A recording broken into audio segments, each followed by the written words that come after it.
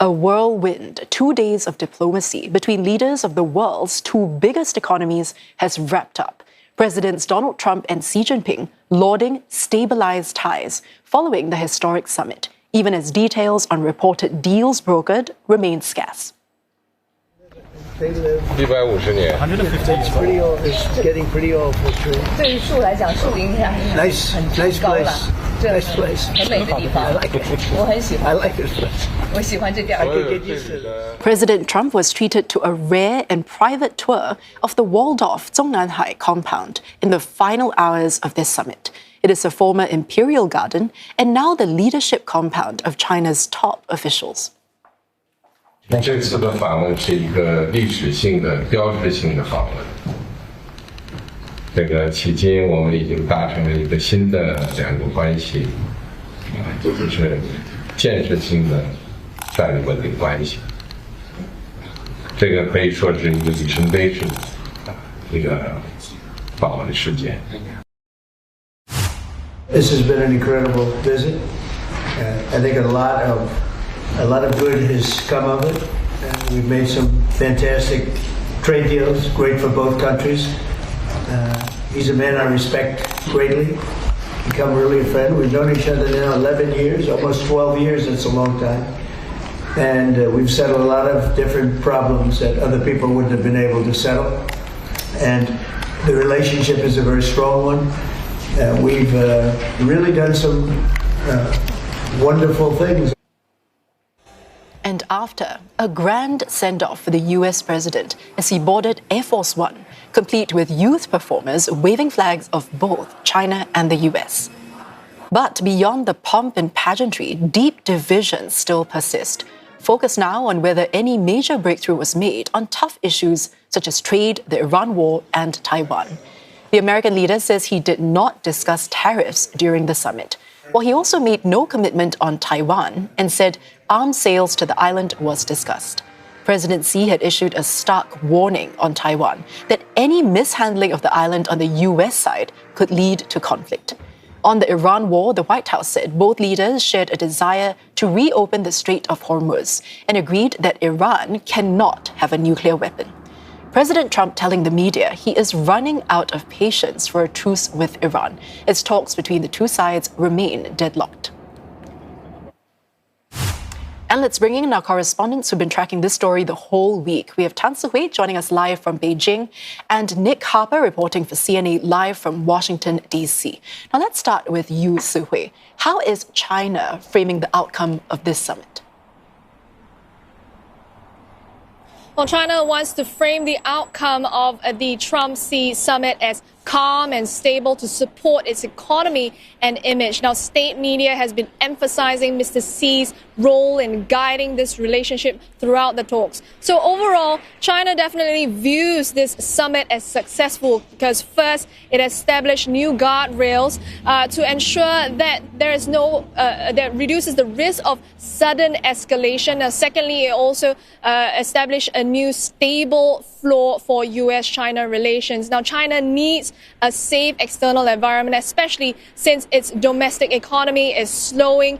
There's weak domestic consumption as well as a struggling property sector. Now, China also wants to be seen as a stabilising power in the region. We saw that in that statement earlier on the Iran war. It called on the need for immediate ceasefire and for shipping lanes to reopen. So it wants to be seen as that responsible global power. It also wants to be respected and to show that diplomacy is working. And we saw that with that personal touch from Mr. Xi hosting Mr. Trump at the Great Hall of the People, the Temple of Heaven, as well as Zhongnanhai. But really, the real test happens after the Trump-Xi summit because up till now, we have not heard from China any confirmation of substantive deals. And so after the Trump-Xi summit, that's when we will see whether there has been any concrete outcome.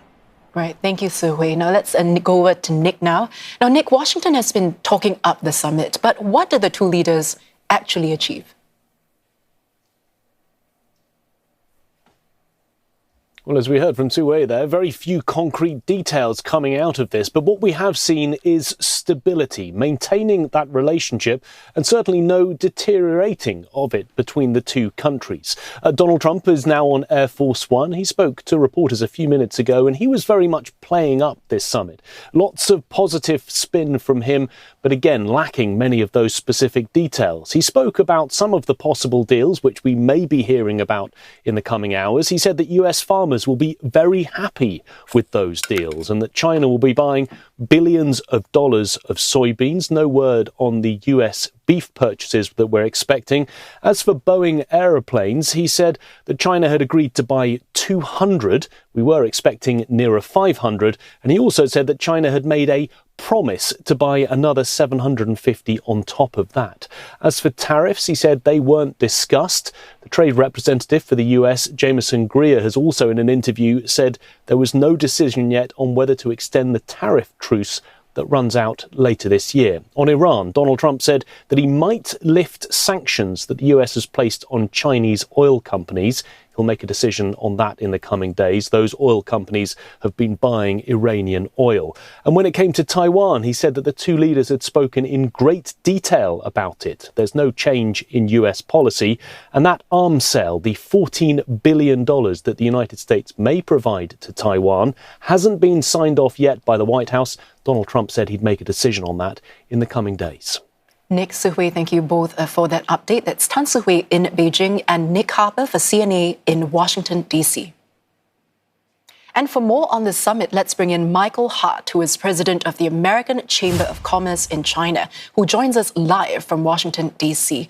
Now, can you tell us a bit more, after 2 days of optics, pageantry and also closed-door talks, who actually walks away in a stronger position from this summit? Is it Donald Trump or Xi Jinping? Well, thank you. And I would say, first of all, both of them have a win.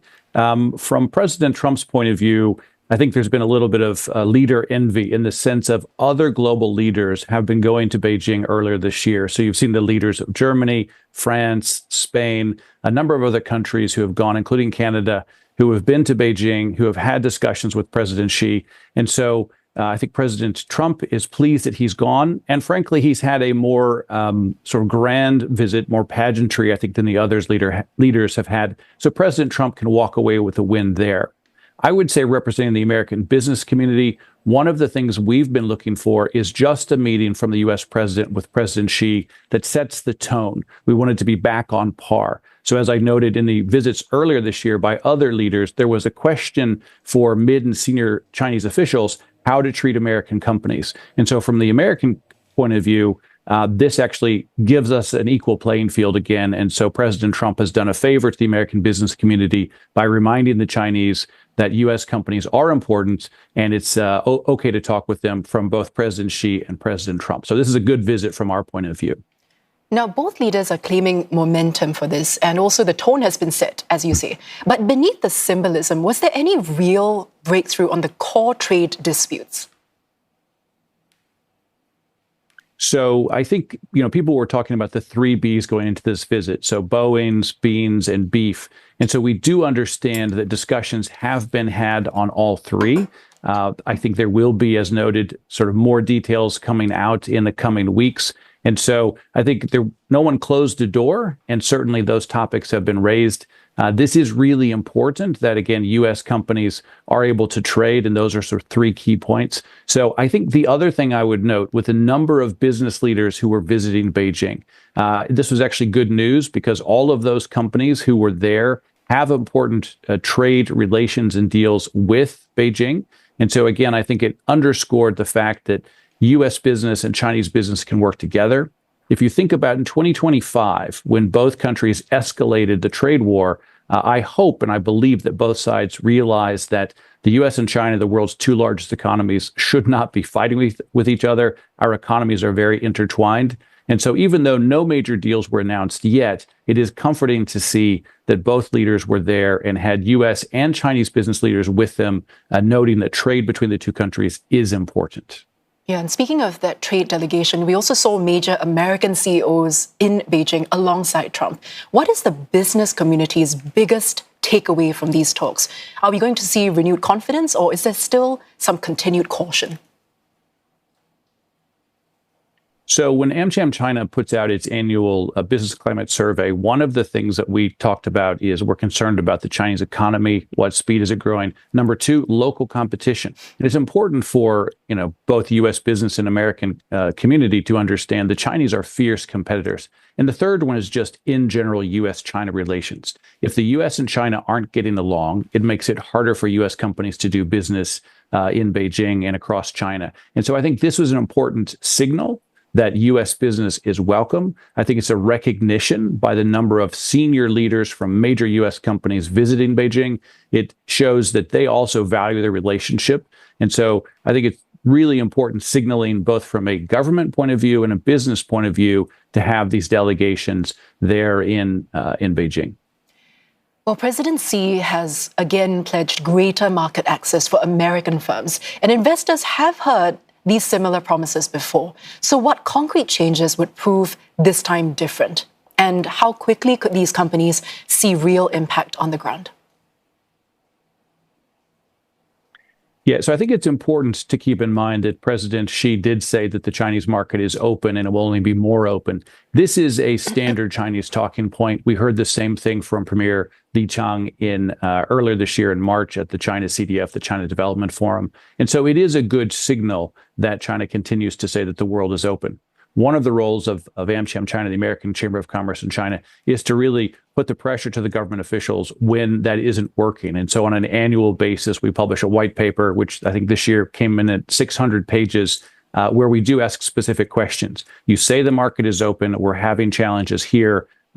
Please make some changes to make that happen, because your president committed that the market is open. And so one of the things, as an example, that we do is we go and visit province by province and we say, the national government has said this is open. How come U.S. companies aren't getting equal access? And so AmCham China will certainly be pressing over the next few months to make sure that our companies do have equal access. Again, for me, the important part of the visit was it brings the U.S. back to par, or maybe even above par, equal terms to other countries who have had their leaders visit this year. Of course, Canada, UK, France all made announcements. We're looking for more concrete announcements in the coming weeks for the U.S. But again, from my point of view, this was very good tone setting. Well, Michael, very quickly before we go, trade may be stabilizing, but the real contest now is over tech, also semiconductors and AI. Did the summit move the needle at all on those strategic flashpoints? I can tell you, normally I'm based in Beijing. This week I'm in Washington, D.C., and had to leave some of my board members behind to support the president's meeting. But we're having a number of very detailed discussions in Washington, D.C. this week about tech and AI. And I would say the fact that a number of U.S. tech leaders were in Beijing shows you this is a very serious competition. There's a number of questions about what sort of semiconductor chips can be sold to China as both countries compete on AI. There's a question about, can the two sides have a discussion about AI regulation in the same way that the U.S. and the Soviets had discussions about nuclear regulation in the previous decades. And so it is important. I don't think this will be resolved anytime soon. As I say, a number of the discussions I've had in Washington, D.C. are very much about AI, competition, and cooperation. And it's going to be a very challenging balance, much more complicated on tech than it is just simply on trade. Michael, thank you for sharing your insights with us. I've been speaking with Michael Hart, who is president of the American Chamber of Commerce in China.